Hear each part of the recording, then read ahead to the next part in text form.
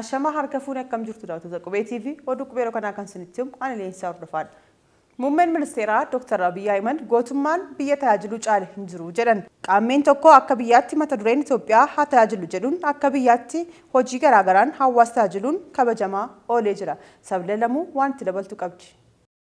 Itoophiyaa haa tajaajilu mata duree jedhuun har'a qaammee tokko akka biyyaatti kabajamaa oole. Qaammee tokko guyyaa har'aa guyyaa tajaajila akka biyyaatti mata duree Itoophiyaa haa tajaajilu jedhuun tajaajila kennamaa jiru sababeeffachuun muummeen ministeeraa Dr. Abiy Ahmed hooggantoota mootummaa federaalaa keessa waggoota dheeraaf tajaajilaa turan waliin tajaajila akka kennan himan. Muummeen ministeeraa Dr. Abiy Ahmed guyyaa har'aa gootota dhaabbilee mootummaa federaalaa keessatti waggoota 38 ol tajaajilan waliin ta'uun guyyaa tajaajilaa kabajnee gootummaan biyya tajaajiluu caalu hin jiru. Gootonni kun kanneen dhaloota itti aanuuf fakkeenya ta'aniidha jechuun toora marsariitii fuulbarruu hawaasummaa isaanii irratti maxxansanii. Haaluma wal fakkaatuun guyyaa tajaajilummaa sababeeffachuun tajaajilli qorannoo fayyaa bilisaa kennamaa oole. Ministeerri fayyaa qaammee tokko bara 2015 guyyaa tajaajilummaa sababeeffachuun tajaajila qorannoo fayyaa bilisaa magaalaa Finfinneetti eegalchiise. Sirnicha irratti itti gaafatamtuu waajjira muummee ministeeraa fi dhimmoota kaabinee aadde Alamtsaayii Phaawulos, ministeera fayyaa Dr. Liyaa Taaddasaa fi ministeera geejjibaa fi loojistiikii Dr. Alamuu Simeen argamani. Dr. Liyaa Taaddasaan tajaajilummaan hojii nama biraa akka ofiitti ilaaluu gaafatudha jedhani. Guyyaa tajaajilummaatti sadarkaa biyyaalessaatti namootni 250 oliif tajaajila qorannoo fi wallaansa fayyaa kennuuf karoorfachuu eerani. Aadde Alamtsaayii Phaawulos gama isaanii biyyi kan guddattu lammiilee tattaaffii fi qajeelummaan tajaajilan ta'uu ibsuun tajaajila hundi carraaqqii caaluuf kaka'umsa horachuu qaba jechuun dubbatan. Bulchiinsa magaalaa Finfinneetti kantiibaan aadde Adaanech Abeebee hawaasa ofii tajaajiluun carroomuudha jechuun ganamarraa kaasanii hojii garaagaraa hojjechaa kabajaa oolani. Dabalataan akka magaalaa Finfinneetti barsiisota waggaa 40 ol tajaajilaniif sagantaa galateeffannaa qopheessanii jiru. Akkasumas naannolee garaagaraatti guyyaa tajaajilummaa sababeeffachuun sirnoonni garaagaraa gaggeeffamaa oole. Naannoo Hararitti guyyaa tajaajilummaa sababeeffachuun ganama sa'aatii 12 irraa eegalee magaalaa Hararii keessatti hojiileen garaagaraa hojjetamanii jiru. Pirezidaantiin naannoo Hararii obbo Ordiin Badireen hambaa Jagol qulqulleessuun biqiltuuwwan bishaan obaasanii jiru. Kana malees naannoo Gambeellaattis qaammee tokko guyyaa tajaajilummaa sababeeffachuun mariin paanaalii gaggeeffamaa oole. Maricha irratti pirezidaantiin naannichaa obbo Ummuduu Juluun miira aantummaa uummataa fi biyyaatiin uummataa fi mootummaaf tajaajila kennuun barbaachisaadha jedhani. Naannoo Sidaamaattis guyyaa tajaajilummaa sababeeffachuun sirboonni garaagaraa gaggeeffamaa oole. Tajaajila malaammaltummaa irraa bilisa ta'ee fi of eeggannoon guutame kennuun kan barbaachisu ta'uu itti gaafatamaa waajjira paartii badhaadhinaa damee Sidaamaa obbo Absa'uun himani. Haaluma wal fakkaatuun magaalaa Dirree Dawaattis guyyaan tajaajilummaa kabajamaa oole. Guyyichaattis tajaajiltoota raawwii olaanaa galmeessan 165 beekamtiin kennamuun gabaafame. Itti aanaan kantiibaa magaalichaa obbo Harbii Buhii riiformeriiwwan dhaabbilee kenniisa tajaajila keessatti gaggeeffaman gaaffilee bulchiinsa gaarii fi misooma deebisuuf carraa mijataa uumuu himani. Badhaafamtoonnis fakkeenyummaa olaanaan uummata tajaajiluun bu'aa fooyya'aa galmeessuuf cimoonan hojjechuu akka qaban hubachiisan.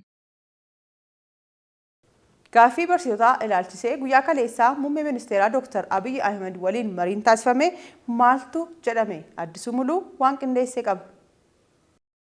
Guyyaa kaleessaa ministeerri muummee Dr. Abiy Ahmed hooggantoota waldaa barsiisota Itoophiyaa waliin mari'atanii turan. Akka odeeffannoo waajjira ministeera muummee irraa argame ibsutti marii isaanii kanaan dhimmoota barnootaa, dhimma barsiisotaa fi haala waliigalaa biyyaalessaa irratti mari'achuu isaaniitu ibsame. Marii kana irratti muummichi ministeeraa Dr. Abiy gaaffiin dhimma mana jireenyaa argachuu barsiisota yuunivarsiitii haala gaariin akka irratti hojjetamaa jiru ibsuu isaanii hojii gaggeessitoonni waldaa barsiisota Itoophiyaa guyyaa kaleessaa marichaan booda ibsa gaazexaa riippoorteriif kennaniin akka himantu gabaafame. Pirezidaantii waldichaa kan ta'an Dr. Yohaannis Bantii ibsichaan akka jedhanitti hojiin barsiisotaaf naannoo mana hojii isaaniitti mana jireenyaa kennuu haaluma yaadameen akka hojjetamaa jiru ibsuun dhimma mana jireenyaa barsiisota yuunivarsiitii ilaalchisee mariin gaggeeffamaa jiraachuu fi raawwii gaariin ni argama jedhanii akka abdatan himan. Gaaffiin dhimma mana jireenyaa argachuu barsiisota yuunivarsiitii kanaan duras ka'ee akka ture ibsuun marii kaleessa taasifame kana irratti muummeen ministeeraa dhimmicha irratti haala gaariin akka hojjetamaa jiru himuu isaanii kaasan. Gaaffii dhimma mindaa barsiisonni yuunivarsiitii kaasan ilaalchisee marichaan akka ka'ee fi dhimma kana irrattis muummichi ministeeraa qaamota dhimmi ilaallatu sadarkaan jiran waliin mari'achaa akka jiran ibsuu isaanii dubbatan. Dhimma daballii mindaa kana ilaalchisee muummichi ministeeraa yaada kennaniin akka jedhanitti qaala'insa jireenyaa waliigalaan jiru furuuf hojjetamaa kan jiru ta'uu kaasuu isaanii pirezidaantichi ibsa gaazexaa kanaaf kennaniin kaasanii jiru.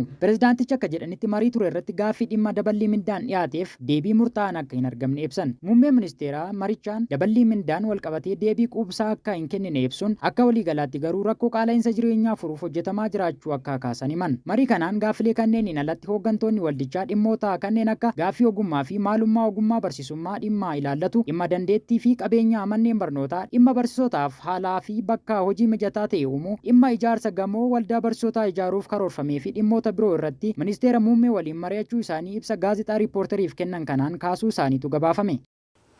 Magaalaa Finfinneetti barsiisota waggaa 40 ol tajaajilaniif beekamtii fi galateeffannaan kennameef.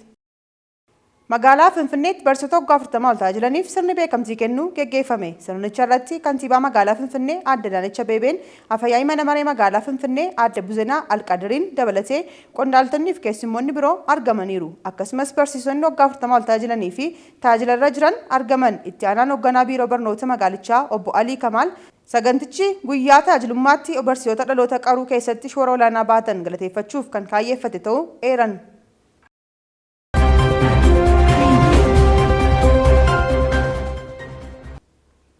Kan daawwachaa jirtan oduu qubeeti. Amma immoo oduu maddeen alaarraa arganneen isinitti hima. Masriin hanga dhalataa biyya ishee hir'isuuf karoorfachuu isheetu himame.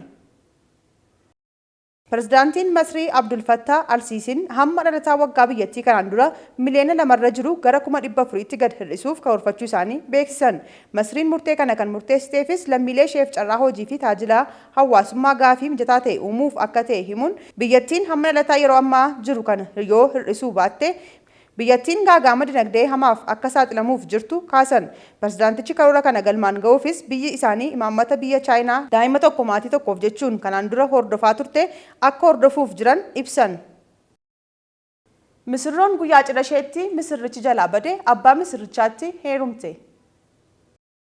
Oduun tibbana gara biyya ardii Eshiyaa taate Indooneeziyaa irraa argame misirroon guyyaa cidha ishee misirrichi jalaa badee abbaa isaatti heerumtee jedha. Taateen kun torban darbe hagayya 23 bara 2015 akka lakkoofsa Itoophiyaatti Indooneeziyaa keessatti kan raawwatame yoo ta'u dhimmichi namoota hedduu ajaa'ibsiisee jira. Hiriyoonni gaa'ilaaf qophaa'an kun yeroo dheeraaf jaalalaan kan wal faana turan yoo ta'u erga wal fuudhuuf murteessanii booda qophii adda addaa cidha isaaniif barbaachisu hunda xumuruun maatii fi hiriyoonni isaanii cidha isaanii irratti akka hirmaataniif afeerraa taasisuu isaaniitu himame. Haa ta'u malee guyyaan hin oolle guyyaan cidhaa gaafa ga'u misirrichi argamuu hin dandeenye. Kun immoo misirrittii cidhaaf qophoofte hedduu kan naasisee fi gaddisiisee ture. Gaa'ila kana irratti hirmaachuuf maatii fi hiriyoonni cidha kana irratti argamanis yaaddoo keessa galan. Dhumarratti maatiin misirrichaa mari'achuun murtoo misirrittiin guyyaa cidha isheetti misirroomuu dhabuurraa ishee hambisu irra akka ga'antu himame. Murtoon kunis akkasi. Sirni cidhichaa haala gaddisiisaa ta'een akka hin xumuramneef maallaqni cidha kanaaf ba'es akka hin qisaasofneef abbaan misirrichaa kaadhima ilma isaanii kana akka fuudhuuf yaadni dhiyaate. Misirroof maatiin ishees intala isaanii uffata misirroo uffattee faayamtee miidhagde kana misirrummaan ishee hawwii qofaa ta'e akka hin taaneef yaada dhiyaateef kanatti waliigaluun abbaan misirrichaa akka ishee fuudhuuf waliigalanii gaa'illi kun raawwatame. Dhimmi kun namoota baay'ee ajaa'ibsiisuu irra darbee qeeqa hedduus kaasee jira. Misirrichi sababa maaliin guyyaa cidhaa isaa kana irraa akka bade wanti beekamu jiraachuu baatus gareen biroon gochichi sirrii miti jechuun yoo qeeqan gariin ammoo murtee abbaa isaa kana ni ajaa'ibsiifatu. Gareen biroon immoo waa'ee gaa'ila kanaa yaada qoosaa akka dubbatan ooditii seentaraal gabaase. Yaadoleen adda addaa waa'ee cidha kanaa irratti kennamus hanga ammaatti misirrichi eessa akka jiru hin beekamne jedhame. Hanga ammaatti kan daawwachaa turtan oduu qubeeti. Oduu waliin ana Leensaa hordofaan ture. Qophiileen TV qubee kanneen biroon itti fufu. Isaan waliin turtii gaarii. Gama kootiin nagaatti.